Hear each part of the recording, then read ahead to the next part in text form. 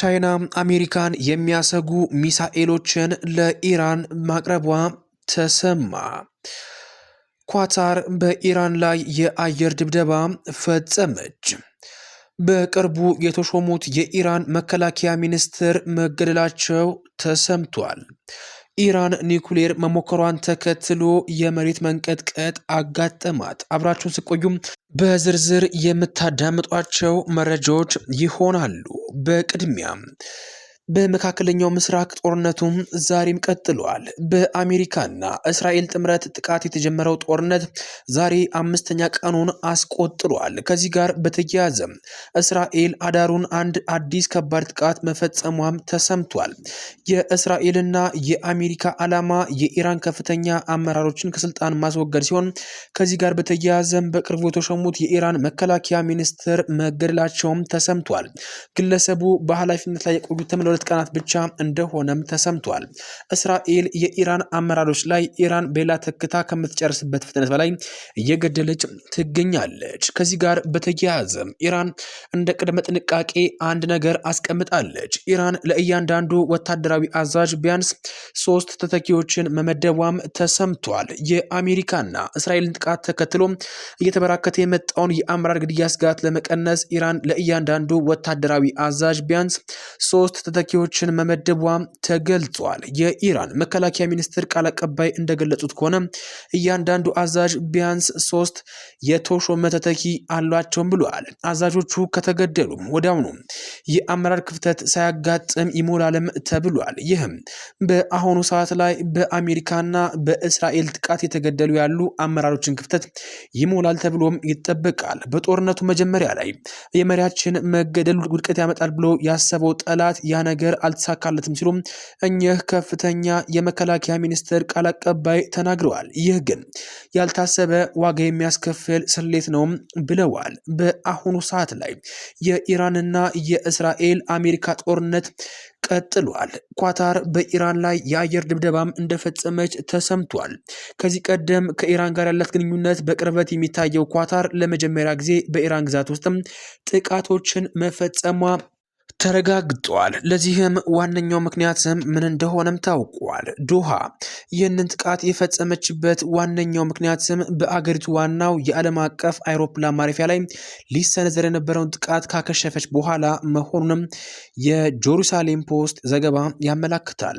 የኳታር የውጭ ጉዳይ ሚኒስትር ቃል አቀባይ ማጂድ አልአንሳሪ እንደገለጹት ከሆነ በዶሃ የሚገኘው የሐማድ ዓለም አቀፍ አውሮፕላን ማረፊያ በኢራን ሚሳኤሎች ኢላማ ተደርጎ የነበረ ቢሆንም የኳታር መከላከያ ጥቃቱን ማክሸፉንም እንደቻለም ገልጿል። ኳታር ከኢራን ምንም አይነት ቅድመ ማስጠንቀቂያ እንዳልደረሳትና ጥቃቱም ወታደራዊ ተቋማትን ብቻ ሳይሆን መላውን የአገሪቱን ሲቪል መሰረተ ልማት ያነጣጠረ መሆኑንም ገልጻለች። እንደዚህ አይነት ጥቃቶችም ያለ አጸፋ አያልፉም ሲሉም አልአንሳሪ አስጠንቅቀዋል። በዚህ መሰረትም የኳታር አየር ኃይል ባለፉት 24 ሰዓታት ውስጥም በኢራን ግዛት ውስጥ ጥቃቶችን መፈጸሙን ዲፕሎማሲያዊ ምንጮችም አረጋግጠዋል። ጥቃቱን ተከትሎ በኳታር አየር ክልል ውስጥም የሚሳኤል ፍርስራሾችም ሲወድቁ የታየ ሲሆን ይህም ከፍተኛ ትርምስን ፈጥሯል። የአየር ትራፊክ መቋረጥ ተከትሎ ከ8000 በላይ የትራንዚት መንገደኞች በዶሃ አውሮፕላን ማረፊያ ተስተጓጉሏል። መንግስት መንገደኞችን በሆቴል እንዲያርፉም እያደረገ ይገኛል ተብሏል። ኳታር በሳውዲ አረቢያና በኩዌት በሚገኘው የአሜሪካ ኤምባሲዎች ላይ የተሰነዘረውን የኢራን ጥቃት አጥብቃ አውግዛለች። ከሳውዲና ከኩዌት ጎን በሙሉ አጋርነት እንቆማለን ስትልም መግለጫ አውጥታለች። ይህ የኳታር እርምጃ የቀጠናውን የኃይል ሚዛን በእጅጉም ይቀይረዋል። ቴህራን በኳታር ላይ ጥቃት በመሰንዘር የቀድሞ ወዳጇን ወደ ጠላትነት ተቀይራለች። ኳታር በገልፍ ሀገራት ላይ ጫና በመፍጠር ወደ ኒውክሌር ድርድር እንዲመለሱ ያደርጋል የሚለውን የኢራን ግምት ውድቅ አድርጋለች። ይህ እርምጃ አሜሪካና እስራኤልን በኢራን ላይ ከጀመሩት ወታደራዊ ዘመቻ ጋር ተደምሮ የኢራን ያገዛዝ ይበልጥ አጣብቂኝ ውስጥ ከቶታል። አድማጭ ተመልካቾቻችን በአሁኑ ሰዓት ላይ ማዕከለኛው ምስራቅ ከምንጊዜውም በላይ እየተጨነቀ ይገኛል። ለዚህ ዋነኛው ምክንያት ደግሞ ሁለት የኃይል አሰላለፍ መኖሩ ነው። የመጀመሪያው የአሜሪካ፣ እስራኤል፣ ኳታር፣ ዩናይትድ አረብ ኤምሬትስ እንዲሁም ደግሞ የተለያዩ ሀገራት ጥምረት ሲሆን ሁለተኛው ደግሞ የኢራን፣ ሰሜን ኮሪያ፣ ቻይናና ሩሲያ ጥምረት ነው።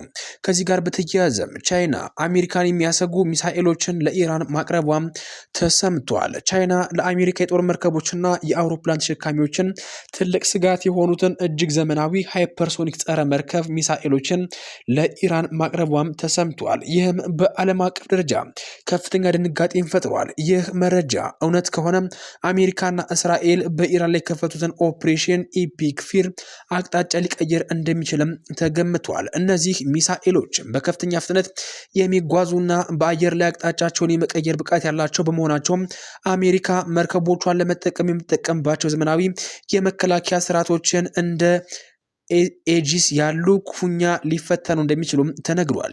ይህ አደገኛ የጦር መሳሪያ ዝውውርም የተሰማው ሩሲያ በግጭቱ ሂደት ላይ ያላትን ስጋት በገለጸችበትና እንደ እንግሊዝ፣ ፈረንሳይና ጀርመን ያሉ ሀገራትም የባህር ላይ ነዳጅ መስመሮችን ለመጠበቅ በጦርነቱ ውስጥም ጠለቅ ብለው ለመሳተፍ በሚያስቡበት ወቅት ነው። ፕሬዚዳንት ትራምፕ የኢራን ወታደራዊ እዝ መፈራረሱን ቢገልጹም ኢራን እንዲህ አይነት ቴክኖሎጂዎችን ማግኘቷ ግን በዓለም አቀፍ አጋሮቿ አማካኝነት አሁንም ጠንካራ ስልታዊ አቅም እንዳላት ማሳያ ተደርጎም ተወስዷል። በየመን የሚገኙ አማጽያን በቀይ ባህር ላይ ያሉትን ጥምረት ሀገራት መርከቦችን ኢላማ እንደሚያደርጉ ያስጠነቀቁ ሲሆን ከዚሁ የቴክኖሎጂ ድጋፍ ጋር በተያያዘ ሊሆን እንደሚችልም ተጠርጥሯል። በሌላ በኩል የዚህ አይነት ጦር መሳሪያ መኖሩ በዓለም አቀፍ ነዳጅ ገበያ ላይ ከፍተኛ መናጋትን እየፈጠረ ይገኛል። የሳውዲ አረቢያ ራስ ታኑር ነዳጅ ማጣሪያ መዘጋትና ኳታር የተፈጥሮ ጋዝ ምርቷን ማቋረጧ ገበያውን ቀድሞውኑ ያናጋው ሲሆን አሁን ላይ ደግሞ በባህር ላይ ሃይፐርሶኒክ ሚሳኤሎች ያካተተ ግጭት ሊፈጠር ይችላል የሚለው ስጋት ሁኔታውን ይበልጥ አባብሶታል። ዋይት ሀውስም በቻይና ጣልቃ ገብነት ላይ እስካሁን ድረስ ይፋዊ ምላሽ ባይሰጥም ወታደራዊ ተንታኞች ግን የአሜሪካ ዋና የጦር መርከቦች ላይ ጥቃት ቢሰነዘር ቀውሱ ታላቅ የዓለም ሀያላን ሀገራት ጦርነት ሊያመራ እንደሚችልም እያስጠነቀቁም ይገኛሉ።